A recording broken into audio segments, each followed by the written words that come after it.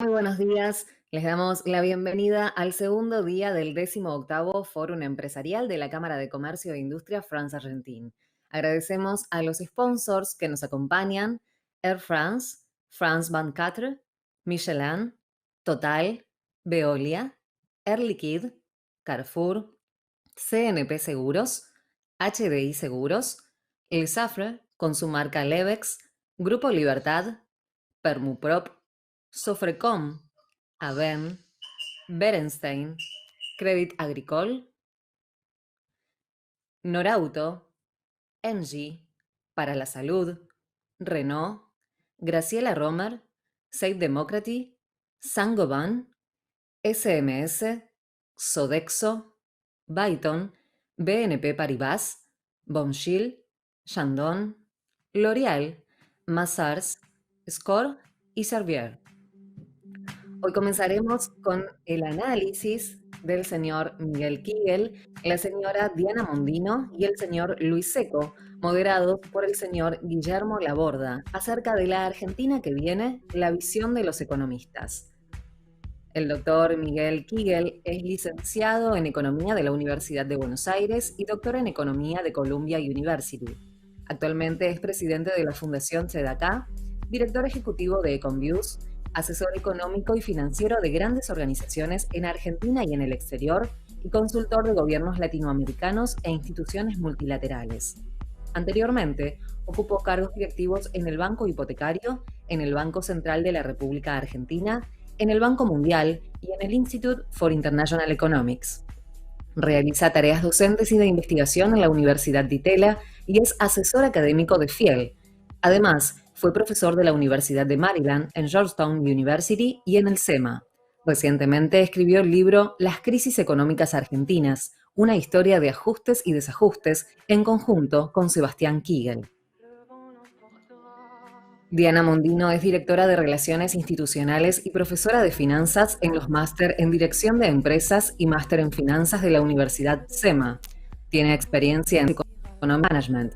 En el sector privado es directora de Loma Negra, Banco Roela y Ciro Online.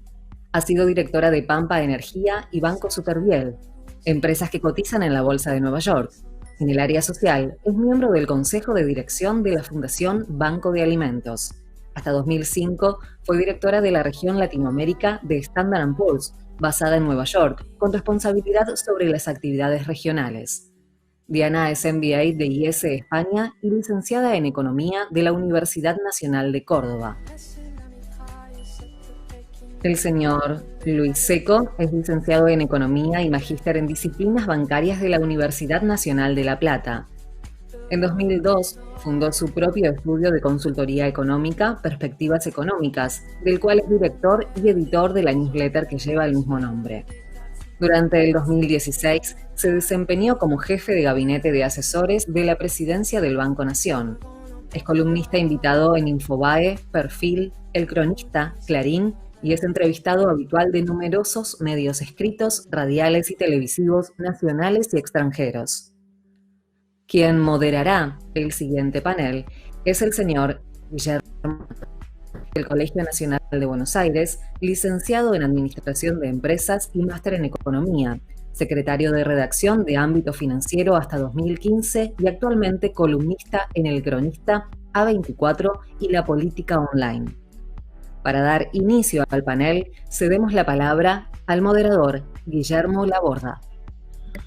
Buenos días a todos, es un gusto estar aquí con ustedes y más en este caso con este bloque en el cual vamos a tratar de descifrar una tarea bastante colosal, si se quiere, la situación de Argentina y lo que plantea a futuro. Uno ve tantas incertidumbres, no solo domésticas, sino internacionales, por eso la palabra de los tres expertos que me acompañan en este bloque es fundamental, inmejorable, y por eso trataremos de sacarle el jugo, el máximo jugo posible a todo lo que tienen para contarnos en estos 50 minutos, casi 60, de duración de este bloque. Así que, para no perder tiempo, rápidamente cedo la palabra a Miguel Kigel para que, nos dé en 8 o 10 minutos aproximadamente su opinión y después sacaremos jugo también de un rico intercambio de preguntas de quienes nos están siguiendo actualmente y también un intercambio de opiniones entre los tres. Así que Miguel, te cedo la palabra rápidamente.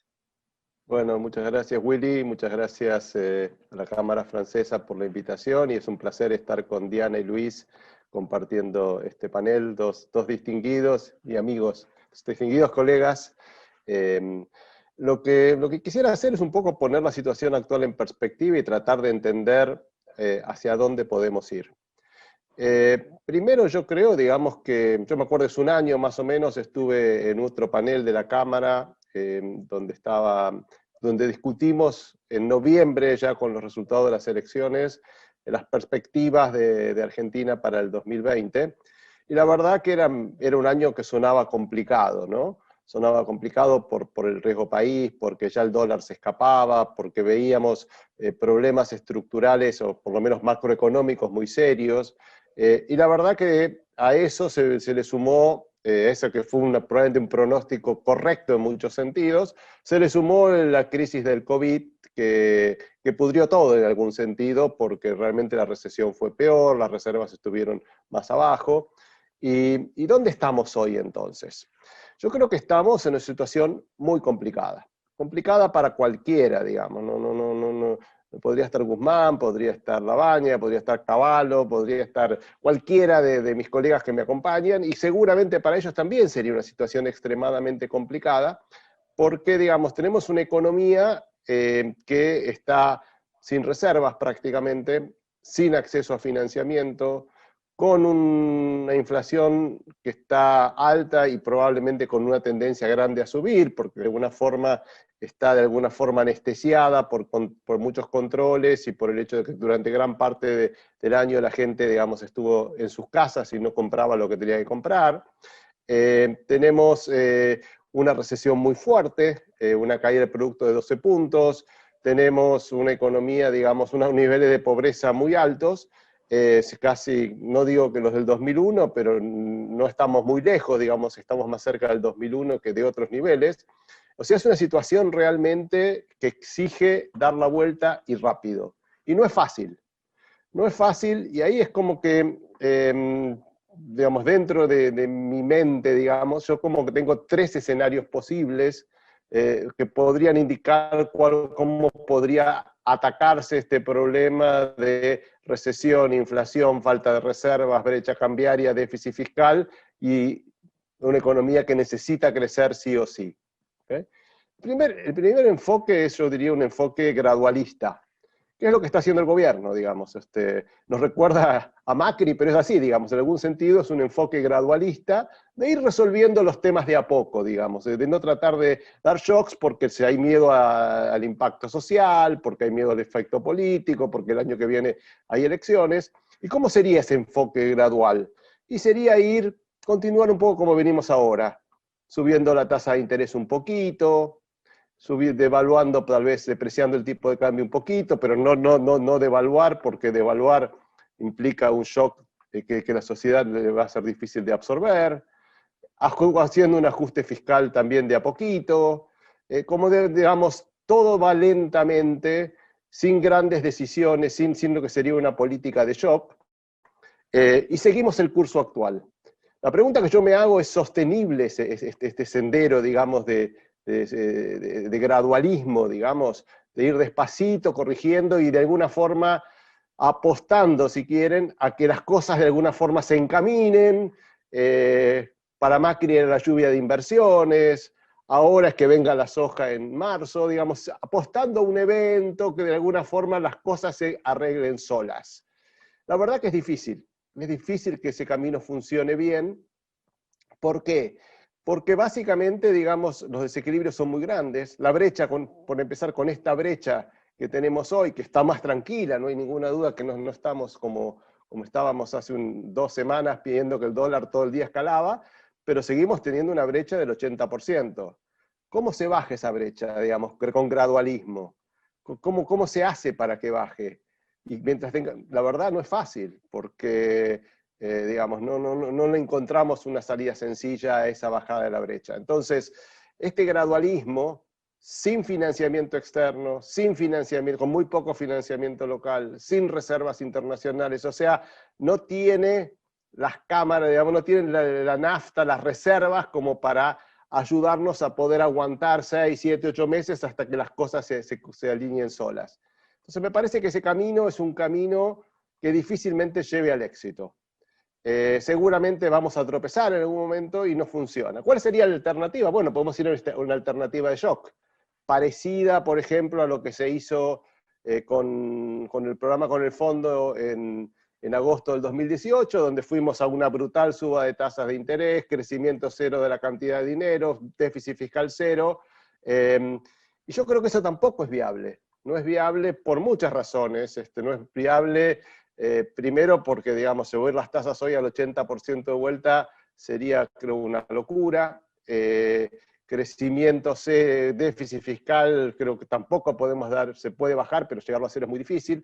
Devaluar así, llevar el tipo de cambio a una mega devaluación tampoco. Creo que socialmente y políticamente serían inviables, digamos, ¿no? Entonces, creo que no podemos ni al gradualismo ni al shock, y entonces creo que el arte, que en esto viene el Fondo Monetario Internacional, empezamos en una interesante negociación con el fondo, va a ser básicamente encontrar ese camino intermedio, de encontrar en qué se puede ir más rápido y en qué no, y dónde encontrar ese nuevo equilibrio. Y esto va a ser crítico para que primero se puedan de alguna forma encaminar las variables macroeconómicas. Ahora, ¿cuáles son las variables críticas donde vamos a estar en la discusión con el fondo? Bueno, primero creo que viene el déficit fiscal. El déficit va a haber que necesariamente achicarlo, probablemente bastante por abajo del 4,5% primario que tiene el presupuesto, probablemente más cerca del 3, 3,5%.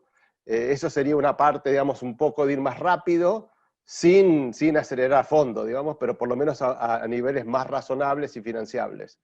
Segundo tema, me parece que por el lado de las tasas de interés va a haber que aceptar tasas de interés más altas. ¿Por qué? Porque, digamos, la inflación está subiendo, y con las tasas que tenemos hoy rápidamente vamos a tener lo que llamamos tasas negativas en términos reales, digamos, con un plazo fijos al 32, y la inflación yendo más cerca de 40-45%, como tiene el REM, cerca de 45-50, me parece que nos estamos quedando cortos, y eso tampoco ayuda a controlar el tipo de cambio paralelos, digamos, el contado, cualquier de los tipos de cambio libres. Y la otro tema que me parece, creo que ahí va a haber discusión de la tasa, y también va a haber discusión de la política cambiaria. No porque el tipo de cambio oficial esté atrasado para el comercio, pero el tipo de cambio con este tipo de cambio es difícil que suban las reservas. No nos olvidemos que en el corto plazo el tipo de cambio lo determina más que nada los flujos financieros y no los flujos comerciales, digamos. Eso es acá y en todo el mundo. Cuando el dólar se fortalece en el mundo, no estamos hablando contra el peso, contra el euro, contra el yen, contra todas las monedas, es porque suben las tasas de interés y los flujos de capitales se mueven. Bueno, acá está pasando lo mismo. Acá lo que tenemos es flujos de capitales que salen, y eso es el gran problema que estamos teniendo. Entonces, no sé cómo estamos de tiempo, para ir redondeando ya y cerrando mi intervención, yo creo que tenemos que ir a un programa, digamos, que sea una mezcla entre, seguramente va a tener mucho de gradualismo, pero va a tener algo de shock. Tiene que ser un programa que sirva para cambiar expectativas, que le dé seguridad al sector privado, que básicamente ponga el foco de crecimiento en que el Estado, un Estado sin reservas y un Estado con déficit fiscal y sin acceso al financiamiento, es difícil, que no puede liderar el crecimiento, porque el crecimiento lo tiene que liderar el sector privado. Y para eso hay que pensar muy bien qué incentivos se le da al sector privado para que invierte, tome riesgo y la gente vuelva a consumir y a invertir. Yo creo que ese es el gran desafío, y creo que pasa mucho más por dar señales claras de respeto a los derechos de propiedad, de una economía capitalista, que por supuesto tiene que tener en cuenta la situación social, pero que vaya en esa dirección. Creo que con esto termino mi parte inicial. Perfecto, Miguel, muchas gracias, y gracias por cumplir con el tiempo, como cumpliste con las metas del fondo, así que gracias. Vamos a dar paso ahora a Luis Seco, Adelante, Luis. Bueno, gracias Guillermo, gracias a la Cámara por la invitación. Y la verdad que, como dijo Miguel, un placer compartir con ustedes el panel. Yo creo que Miguel planteó muy bien, digamos, los dos, si quieren, los dos andariveles por lo que pasaría una posible solución para la Argentina, ¿no? La Argentina hoy está en una dinámica en la cual se superponen, yo diría que tres crisis: una, la pandémica, que no es menor porque, digamos, nos pone un elemento central que es la incertidumbre sobre su duración y, por lo tanto, la incertidumbre sobre los efectos macro que puede causar por ahora ya el distanciamiento y no el aislamiento, pero no sabemos muy bien cómo nos va a afectar la segunda ola, si la vacuna va a estar antes o después de que esa segunda ola nos golpee, y no sabemos cuándo va a pasar esta segunda ola, porque estamos liberando ahora antes del verano, y probablemente nos sorprenda durante el verano. Va a ser muy difícil que la mayoría de la población esté vacunada antes de que venga el rebrote o que haya algún incremento de los casos en Argentina, y entonces me parece que ese es un tema que agrega un primer foco de incertidumbre. El segundo es la crisis de corto plazo. Miguel habló de la necesidad de cambiar expectativas en el corto y en el largo, pero en el corto claramente está esto que llamamos crisis de confianza, cuya punta del iceberg, o las variables que indican esa crisis de confianza, son básicamente la falta de reservas, la cotización del dólar en los mercados alternativos y libres, y la brecha. Evidentemente esta crisis de confianza no se resuelve, como bien decía Miguel, esperando un milagro, o haciendo simplemente apelando, esperamos la soja, esperamos esto, esperamos aquello. Requiere de los tres panelistas, y vos también, Willy, nos acordamos de la época de los paquetes, ¿se acuerdan? O sea, la idea no era solo armar un plan, sino hacer un montón de cosas todas juntas, ir con la artillería pesada para afectar expectativas en el corto plazo y recuperar confianza. Eso involucra un acuerdo con el fondo, probablemente dinero fresco. Es muy difícil que una economía pueda funcionar con un banco central que se está quedando sin reservas disponibles. O sea, hoy estamos hablando que estamos a punto de perforar los 4.000 millones de dólares de reservas líquidas, y me parece que ese es un tema que no se puede pasar por alto en ningún acuerdo con el fondo, ni en ninguna política de corto plazo, y no alcanza simplemente con tranquilizar, como habla el ministro, en los mercados durante algún tiempo. Pero yo me quiero concentrar un poco en la parte que planteó Miguel al final, que es la otra crisis. O sea, tenemos la pandémica, la de confianza, que viene arrastrándose, digamos, desde el segundo trimestre del 2018, y que se aceleró con los resultados de las PASO en agosto del año pasado. Y tenemos esta tercera dinámica de crisis más estructural, cuyo emergente claramente es la falta de crecimiento. Argentina, antes de la caída del segundo trimestre de este año, tenía el mismo PBI que en el 2010. Tenemos tasas de inflación de 2 dígitos y crecientes, digamos, desde el 2008. Tenemos, por otra parte, una pobreza que digamos, lejos de perforar el 30%, apunta para irse hacia el 50% este año. Y me parece que esa crisis estructural de largo plazo no se resuelve si no es haciendo cosas realmente muy diferentes a las que se viene haciendo, y la clave pasa por lo que mencionó Miguel, que es cómo se hace para recuperar la rentabilidad del sector privado. Nosotros nos encontramos, tanto Diana como Miguel, están en empresas, asesoran empresas, charlamos todos los días con empresarios, y uno se da cuenta que, digamos, que es muy difícil ser rentable en la Argentina. Yo siempre pongo como ejemplo, aparte, digamos, de esa bajos márgenes de rentabilidad, que es increíble que muchas de las mejores mentes de Argentina hoy, por ejemplo, se dediquen a revisar el boletín oficial todos los días. O sea, los tuiteros que más seguidores han ganado son los tipos que leen el boletín oficial a la madrugada y te mandan un tuit avisándote, mirá que nos agarraron por este lado, o salió tal o cual nueva regulación.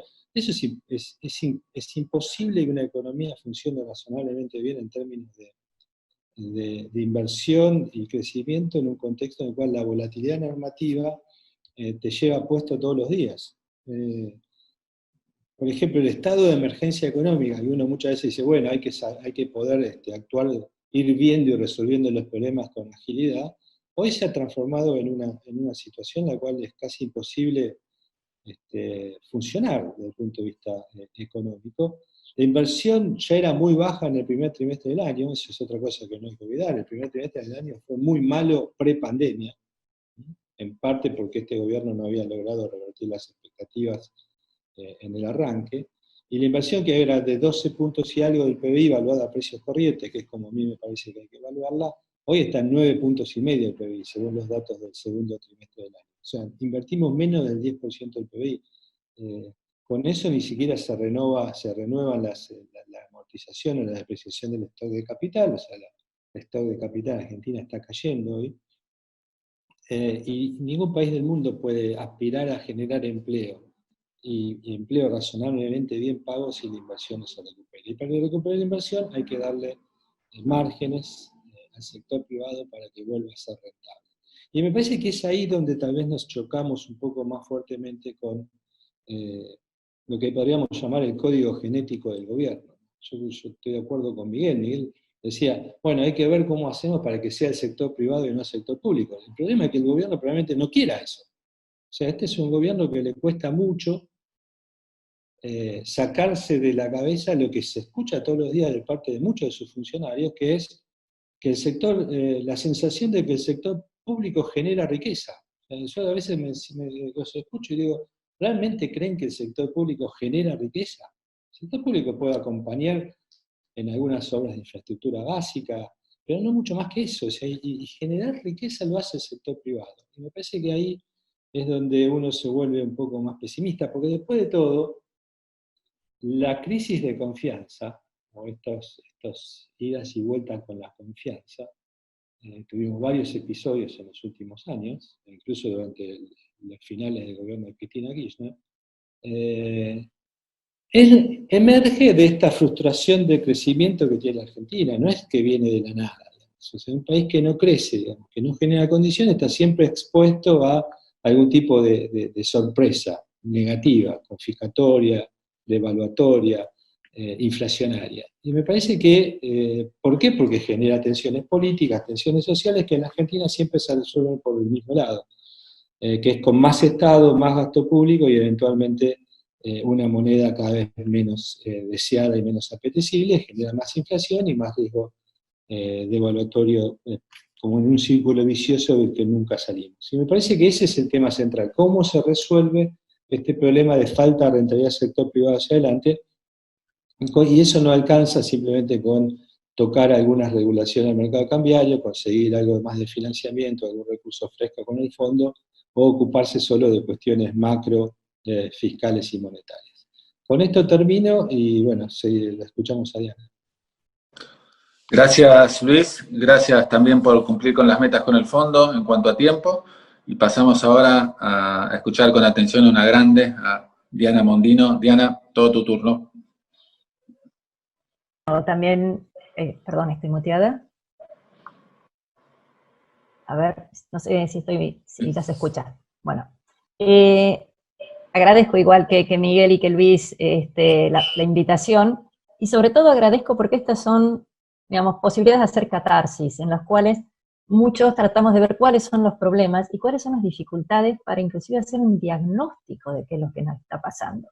Escuchamos a Miguel hablar de que tenemos los problemas propios anteriores, de cómo venían las circunstancias, más la pandemia, estamos en un problema de crisis de confianza importante, evidentemente hay una falta de crecimiento, esos son los temas que hemos estado escuchando, y yo agrego a esta torta de casamiento en donde cada vez hay problemas más fuertes, en donde tenemos un enorme problema para hacer un buen diagnóstico.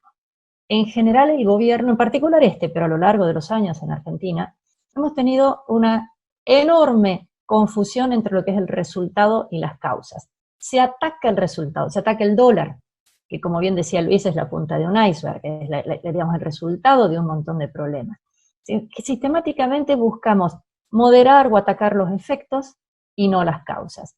Ejemplos, la ley de alquileres, la ley de góndola, la ley de teletrabajo, la ley de conocimiento, la ley de fomento de exportaciones, todas esas leyes van a lo que se supone que sería mejorar el resultado y complican o, digamos, de ninguna manera facilitan entender el tema de por qué estamos como estamos y qué podríamos hacer para solucionarlo.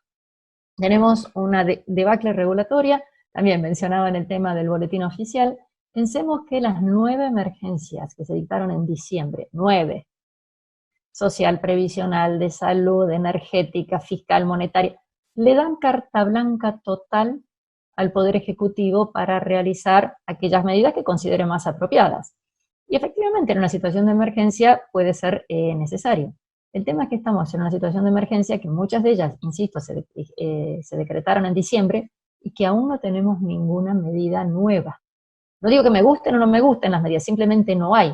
Estamos en un limbo en cuanto a muchísimas de estas actividades. La ley de conocimiento se tardó un poco más de 6 meses en volver a poner en vigencia algo, bueno, de nuevo, uno puede tener mejor o peor opinión, pero en donde hay un tiempo en donde nadie pudo hacer nada.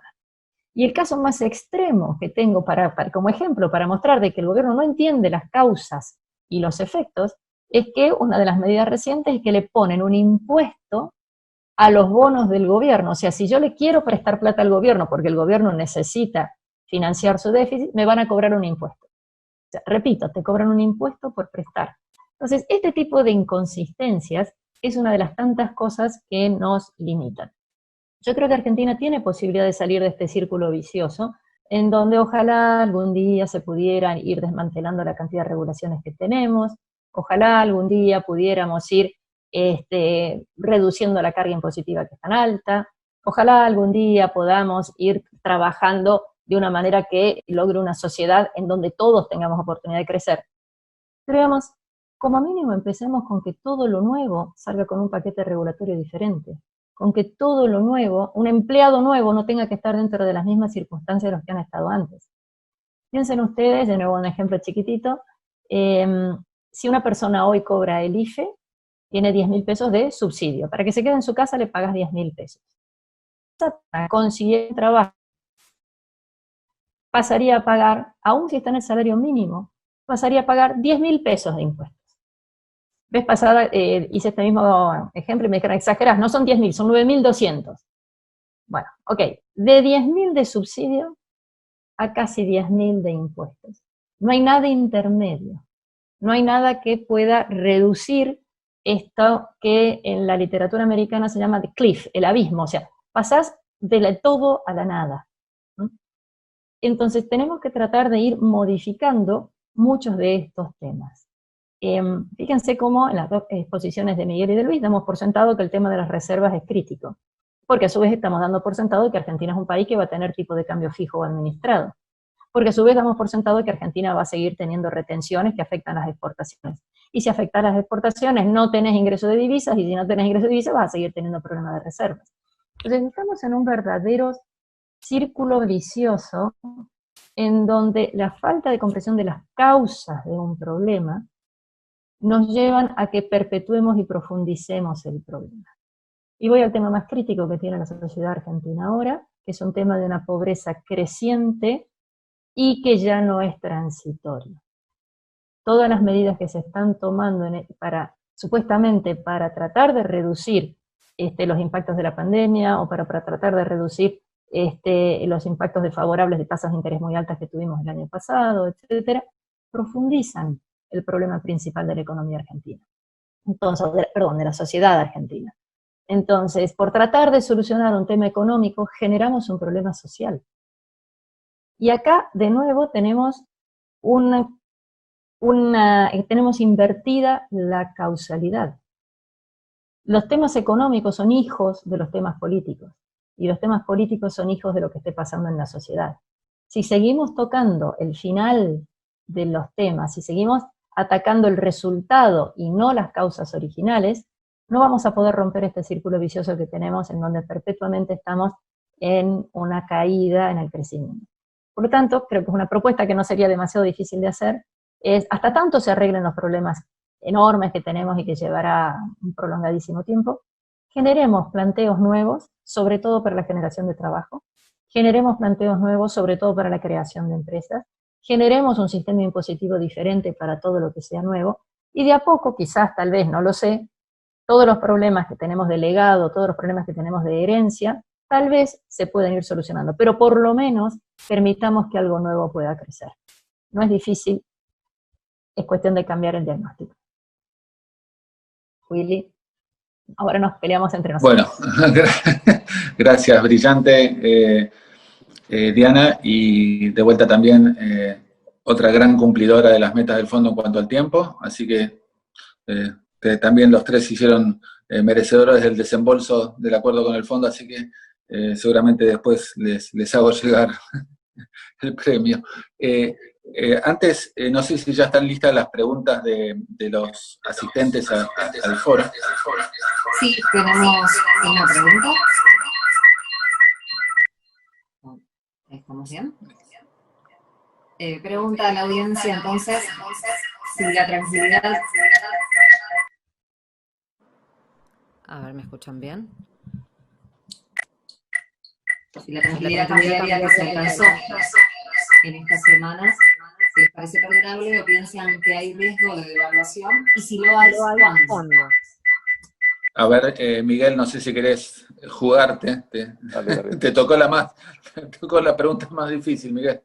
Bueno, si supiera cuándo se va a devaluar, no sé dónde estaría, en las Bahamas, en algún lugar así, nadie sabe exactamente. Me lo preguntan todo el tiempo y la verdad que creo que uno quisiera tener respuesta, pero no la tiene. Pero vamos a la primera parte de la pregunta, que sí creo que tiene cierta respuesta y podemos ahí decir algo, que es ¿qué es esta nueva, llamémosle, Pax cambiaria? Yo creo que más que Pax cambiaria, yo creo que lo que tuvimos las últimas, hasta que se empezó, digamos, cambió el gobierno la estrategia con respecto al tipo de cambio libre, fue básicamente un desboque de los tipos de cambio, digamos. O sea, era muy difícil entender un contado con liqui rondando los 190 pesos. Eso lo ponía, digamos, cuando uno lo mira en términos reales, digamos, en términos de precios constantes, lo ponía muy por encima de lo que fue el peor momento del dólar en la salida de la convertibilidad. Por lo menos de acuerdo a mis cálculos, en el peor momento el dólar ahí tocó 3.80. A precios de ese momento, seguramente el dólar de 190 era equivalente a casi 4.60, digamos. Era un dólar totalmente desbocado. Creo que ese era el problema. ¿Qué pasó? Bueno, el gobierno tomó algunas medidas, subió un poquito la tasa, intervino un poquito en el tipo de cambio, hizo algunos anuncios sobre que no iba a recibir más adelantos transitorios del Tesoro, y que venía al fondo y que hasta por ahí le pedía plata al fondo. Y bueno, eso logró que el tipo de cambio baje a 150, a 145. Y ahora parece un alivio. Pero si yo me hubiera parado en agosto, un tipo de cambio de 150 era una locura. O sea, estamos contentos de alguna forma, o de alguna forma más tranquilos, porque bajamos de la estratosfera a la cima de la atmósfera. Pero todavía estamos en el pico del Everest, digamos, no estamos a nivel del mar, ni mucho menos. La brecha está en 80%, esa brecha sigue siendo disfuncional, es una situación frágil. Todavía, digamos, si el gobierno, digamos, hasta ahora se viene cuidando, tratando de dar señales razonables, de apoyar al sector privado, se reúne el ministro con AEA, empiezan digamos, a dar todas las señales que uno quiere escuchar, pero la brecha sigue altísima. O sea, creo que todavía, yo creo que todavía no hay nada, o sea, lo único que podemos festejar es que salimos de la irracionalidad, pero todavía estamos en una situación bastante delicada en lo cambiario, y hay todo un desafío en bajar esa brecha, porque con una brecha, yo creo, mayor al 25-30%, la economía sigue siendo disfuncional, y todavía estamos lejos de ese nivel. Ok, gracias, Miguel. A ver, siguiente pregunta.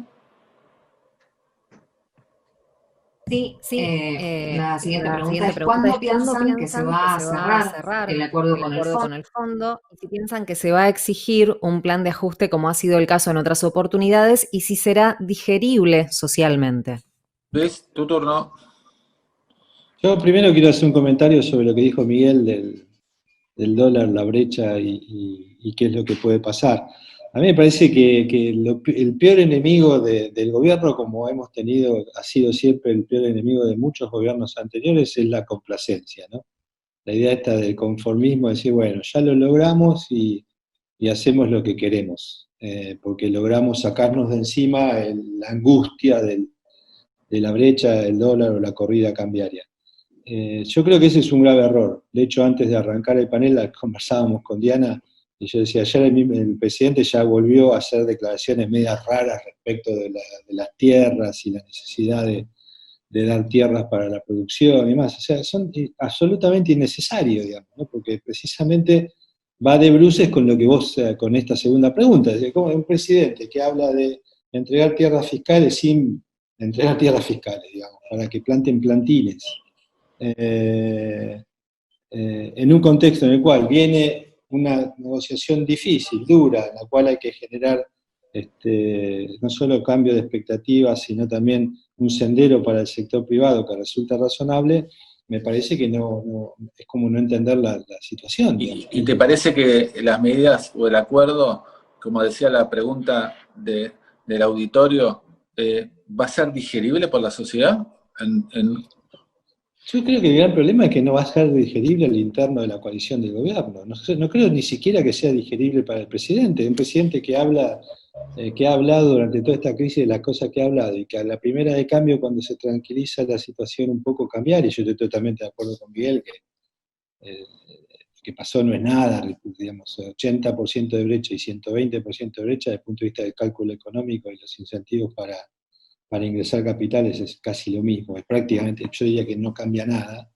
A mí me parece que la gran duda que tengo yo es que si es el esfuerzo que tiene que hacer el sector público por delante y la necesidad de cambiar el eje por completo respecto de cómo es la interacción entre el Estado y el sector privado, a mí me parece que no es digerible, no solo, entiendo que por parte de la sociedad claramente no lo va a hacer, pero tampoco me parece que sea digerible por el gobierno. Uno puede decir, bueno, se asustaron, ahora son capaces de hacer todo lo contrario a lo que venían haciendo, y yo sigo teniendo una gran duda que eso sea así.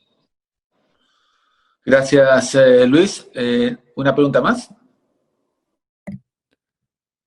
Sí, tenemos una última pregunta. Si piensan que se puede continuar sin un plan económico como expresó el presidente.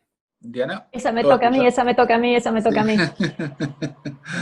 Claramente no. O sea, ninguna familia, ninguna empresa, ninguna persona puede estar sin tener un objetivo y tratar de ver cómo llega. Aunque sí tenés el objetivo de dormir la siesta y no hacer nada, pero no es posible tener las variables sueltas, porque en realidad el error fundamental no es solo no poner objetivo, no es solo no poner el mecanismo, sino que algo va a ocurrir de todas maneras.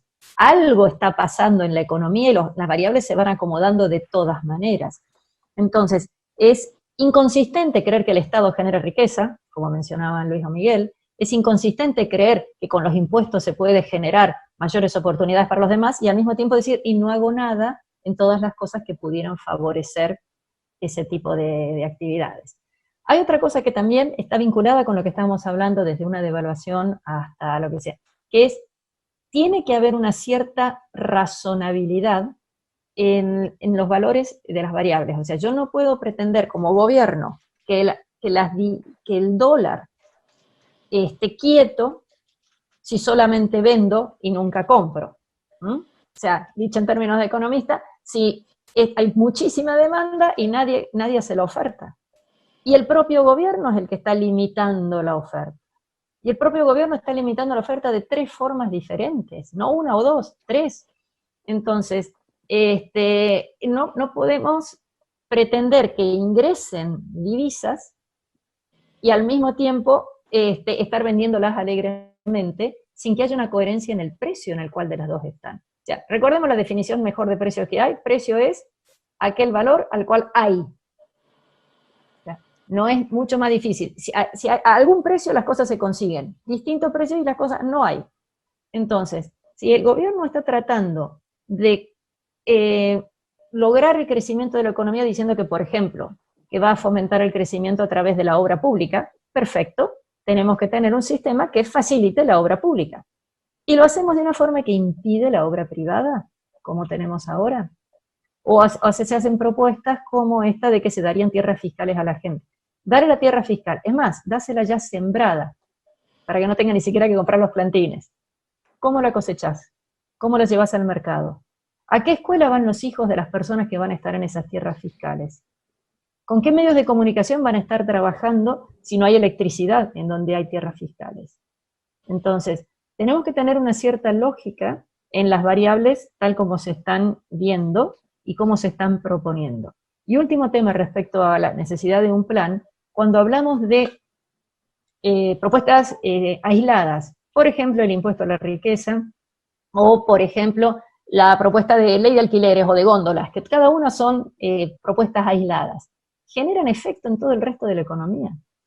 Si hay algo que nos ha mostrado la pandemia, es que cuando uno toca una variable aquí, genera efectos en los otros.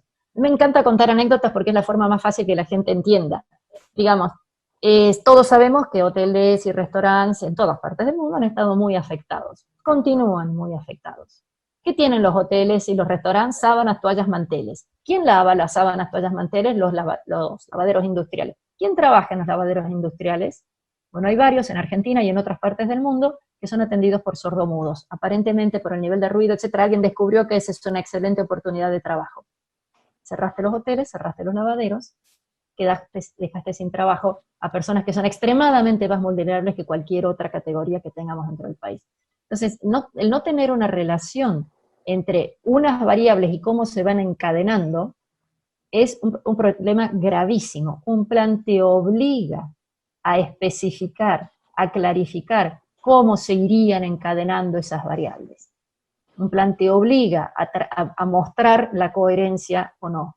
Así que no tener plan es salir desnudo a la calle un día de mucho frío. No tiene sentido. Ahora, Diana, mirá las cosas obvias que estamos discutiendo en Argentina, ¿no? Las obviedades, ¿no? Que eso es lo que llama la atención de todo lo que es discusión en Argentina, y aparte que se repiten constantemente, o sea, que es como que no aprendemos nunca más, o sea, eso es lo que le preocupa. Se repiten y no aprendemos. A ver, por ejemplo, todos hablamos de que la carga fiscal en Argentina es muy alta, aún así tenemos déficit. Entonces, ¿cuál es el problema? ¿Que habría que cobrar aún más impuestos o que habría que gastar menos? Bueno, a mí me gustaría cobrar menos impuestos, pero el ministro me gustaría gastar menos. Pero el ministro te dice que no hay que gastar menos. Que gaste eficientemente entonces, porque lo que tiene el gobierno es que gasta de una forma muy ineficiente. Y además el ministro está pensando en el impuesto nacional. Pensemos que nosotros tenemos como mínimo 3 niveles, las 3 jurisdicciones, nación, provincia y municipios. Si estás en provincia de Santa Fe y estás en la explotación agropecuaria, tenés además el impuesto comunal y el impuesto de canales o algo por el estilo. O sea, tenés 5 jurisdicciones, de las cuales 4 graban el valor de la tierra. Increíble. Entonces ya hay un impuesto a la riqueza, ya hay 4 pequeños impuestos a la riqueza, o no tan pequeños. Entonces, el ministro hablará de que no hay que reducir el gasto público, yo le pido que por favor sea un poquito más eficiente, o un muchito más eficiente, que por lo menos haya clases. Entonces, ese es otro tema enorme, ¿no? Uf, tremendo. Gracias, Diana. Bueno, ahora tengo yo que cumplir con las metas con el fondo, así que habíamos quedado en más o menos un cierre puntual. Les agradezco a los 3 la participación, la verdad que da para seguir y muchísimo tiempo. La Argentina nos da lamentablemente muchos temas para abordar. Miguel, Luis, Diana, un lujo estar con ustedes. Gracias. Gracias, un placer. Y a la organización, gracias por la invitación. Un placer estar acá en este evento de la Cámara. Y bueno, les cedo para que sigan adelante con la continuidad del evento. Muchísimas gracias al moderador y a los oradores. A continuación tendrá lugar el panel La Argentina que viene, la visión desde recursos humanos, liderazgo remoto, con la participación del señor Andrés Hatum, el señor Eduardo Laporte, el señor Julián de Diego y la señora Lorena Di Berniero como oradores, y la moderación del señor Federico Basile. Les rogamos aguardar unos instantes.